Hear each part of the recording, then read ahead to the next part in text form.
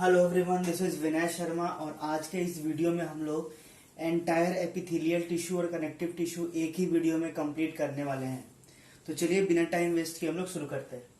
जो epithelial tissue होता है जनरली दो टाइप का होता है, एक को हम सिंपल एपिथेलियम बोलते हैं, एक को कंपाउंड एपिथेलियम बोलते हैं। अगर बहुत सारे सेल्स अगर एक ही बेसमेंट मेम्ब्रेन के ऊपर रेस्ट कर रहे हैं और वो सिंगल लेयर्स के हैं तो वो सिंपल एपिथेलियम कहलाते हैं। सिंगल लेयर ऑफ सेल्स होता है इसमें, ये बॉडी कैविटीज के लाइनिंग को कवर करता है, ये डक्ट्स में पाया जाता है, ट्यूब्स में पाया जाता है, कैपिलरीज में पाया जाता है।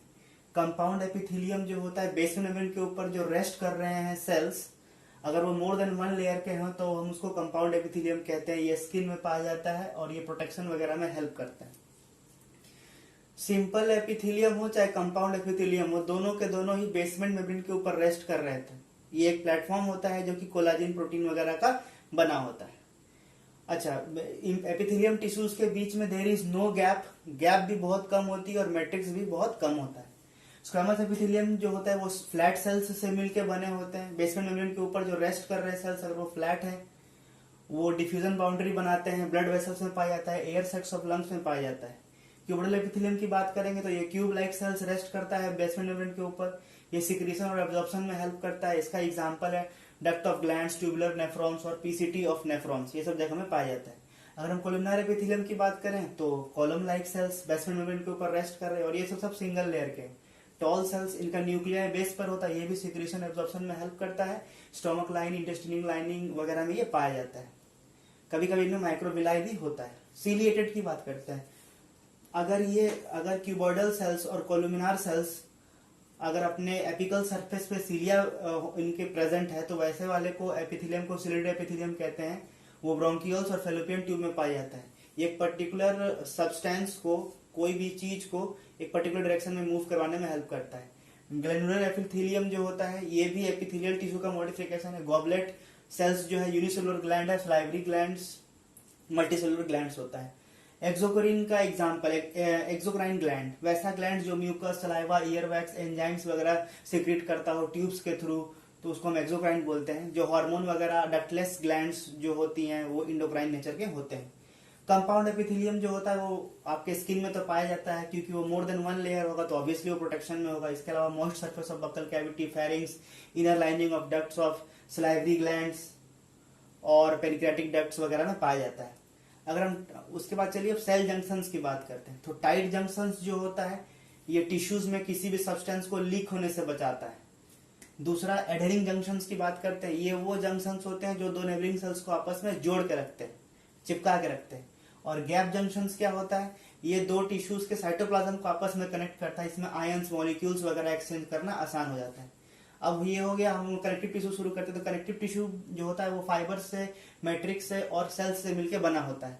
मैट्रिक्स तो उनका मॉडिफाइड पॉलीसेकेराइड से होता है, फाइबर्स उसमें तीन टाइप के हो सकते हैं, कोलाजिन फाइबर्स, इलास्टिक फाइबर्स और reticular fibres. Loose connective tissue की अगर हम बात करेंगे तो सबसे पहले बात कर लेते हैं लूज कनेक्टिव टिश्यू। तो इसके एग्जांपल एडिपोस टिश्यू और एरियोलर टिश्यू।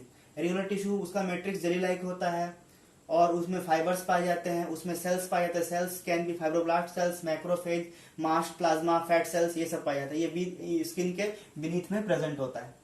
एडिपोस टिश्यू बोलते हैं, इनमें भी मैट्रिक्स होता है, इनमें फाइबर्स वगैरह इनमें भी होता है, इनमें भी सेल्स होता है। सेल्स को यहाँ पे हम फैट सेल्स कहते हैं। Excess nutrients are stored in this cells, इन सेल्स को एडिपोसाइट्स भी हम लोग कहते हैं। डेंस रेगुलर टिश्यू की बात करेंगे, अगर बहुत सारे फाइबर्स हैं, इनमें फाइबर ज्यादा होता है, मैट्रिक्स कम होता है। कोलाजिन फाइबर्स अगर रोज में प्रेजेंट है, पैरेलल बंडल्स के फॉर्म में है, तब उसको डेंस रेगुलर कहते हैं। इसका एग्जांपल हो जाएगा टेंडेंस और लिगामेंट। टेंडेंस बोन्स को मसल से जोड़ता है, लिगामेंट बोन को बोन से जोड़ता है। डेंस इरेगुलर टिश्यू में फाइब्रोब्लास्ट, कोलाजिन फाइबर्स ये स्किन में पाया जाता है। स्पेशलाइज्ड कनेक्टिव टिश्यू का एग्जांपल कार्टिलेज, ब्लड और आपका बोन होता है। कार्टिलेज की अगर हम बात करें तो ये सॉलिड होता है, ये कॉम्प्रेशन को रेजिस्ट करता है और इसमें कोलाजिन प्लस इलास्टिक फाइबर्स दोनों पाए जाते हैं। इनमें जो सेल्स होते हैं उनको हम कॉन्ट्रोसाइट्स कहते हैं, जो कि फ्लूइड फिल्ड लैकुनी में पाए जाते हैं। हाइलाइन कार्टिलेज का एग्जांपल, हाइलाइन बहुत सारे कार्टिलेज होते हैं तो हाइलाइन कार्टिलेज कहाँ पाए जाते हैं, नोज में, ट्रैकिया में hyaline cartilage. Elastic cartilage external ear, epiglottis में। फाइब्रस कार्टिलेज आपका इंटरवर्टिब्रल डिस्क वगैरह में पाया जाता है। बोन जो होता है उनका ग्राउंड सब्सटेंस जो होता है कैल्शियम सॉल्ट्स वगैरह का बना होता है, इसलिए वो बहुत हार्ड होता है। उसमें फाइबर्स होता है, कोलाजिन फाइबर्स, उसमें ऑस्टियोसाइट्स पाया जाता है लकुनी के अंदर। और उसमें जो और बोन मैरो जो होता है वो वहां पे ब्लड सेल्स का फॉर्मेशन होता है। अच्छा, ब्लड की अगर हम बात करेंगे तो ये फ्लूइड कनेक्टिव टिश्यू है, इसमें फाइबर्स नहीं होता है और इसमें करीब करीब 55% प्लाज्मा होता है। और मतलब अगर ब्लड की बात करें तो प्लाज्मा सेल्स यानी कि आरबीसी, डब्ल्यूबीसी और प्लेटलेट से मिलकर ही बना होता है। प्लेटलेट्स में न्यूक्लियस नहीं होता है और ये सेल फ्रेगमेंट्स बेसिकली कहलाते हैं। अगर हम आरबीसी की बात करें तो आरबीसी बाइकॉन्केव शेप का होता है, ये न्यूक्लिएटेड, इसमें न्यूक्लियस नहीं होता, इसमें इसका रेड कलर होता है ड्यू टू हेमोग्लोबिन, और ये गैसेस के ट्रांसपोर्टेशन वगैरह में हेल्प करता है। इसका लाइफ स्पैन 120 डेज होता है और 5 से 5.5 मिलियन पर एमएमक्यू ऑफ ब्लड वॉल्यूम में आरबीसी का नंबर होता है।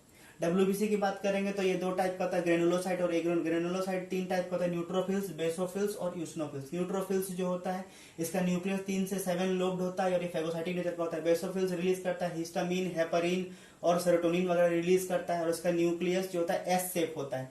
यूसिनोफिल की अगर हम बात करेंगे तो ये 2 लोब्ड इसका न्यूक्लियस होता है और इसका जब इसका नंबर बढ़ जाता है तब वर्म का इन्फेक्शन, पैरासिटिक इन्फेक्शन में इसका नंबर बढ़ जाता है। ये तीनों एग्जांपल थे ग्रेनुलोसाइट्स की। अगर हम ए ग्रेनुलोसाइट की बात करें, ए ग्रेनुलोसाइट उसका तो एग्जांपल हो जाएगा मोनोसाइट्स और लिम्फोसाइट्स। तो मोनोसाइट्स जो होता है ये लार्जेस्ट डब्ल्यूबीसी होता है, इनका न्यूक्लियस बीन शेप का होता है और ये भी फेगोसाइटिक नेचर के होते हैं। यही मोनोसाइट्स जब टिश्यू में जाते हैं तो मैक्रोफेज बना देते हैं। लिम्फोसाइट की हम बात करें तो ये बी और टी 2 टाइप के लिम्फोसाइट होते हैं और ये दोनों इम्यूनिटी प्रोवाइड करने में हमें हेल्प करते हैं। और इनके अलावा कह सकते हैं कि लिम्फ जो होता है उसमें प्लाज्मा और डब्ल्यूबीसी ही पाया जाता है और इनको ये जनरली फिल्टर्ड आउट प्लाज्मा और डब्ल्यूबीसी होते हैं जो कि कैपिलरी से फिल्टर आउट हो चुके हैं। तो इसी के साथ हम लोग एक ही वीडियो में हमने एपिथेलियल टिश्यू और कनेक्टिव टिश्यू एनसीईआरटी के लाइंस को कवर कर लिया है। अगर आपको ये मेरा वीडियो अच्छा लग रहा है तो इसको चैनल को सब्सक्राइब करें, शेयर करें और इसका एक और पार्ट आएगा उसमें हम लोग मस्कुलर और नर्वस टिश्यू कवर करेंगे। Thank you very much.